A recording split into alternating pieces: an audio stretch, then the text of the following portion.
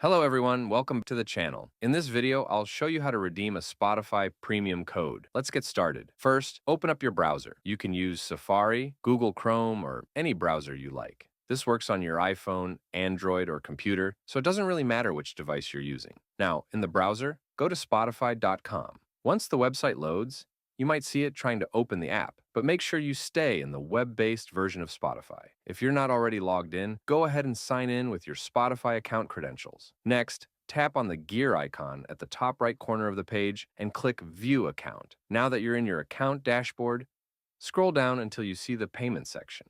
Under Payment, you'll find an option that says Redeem.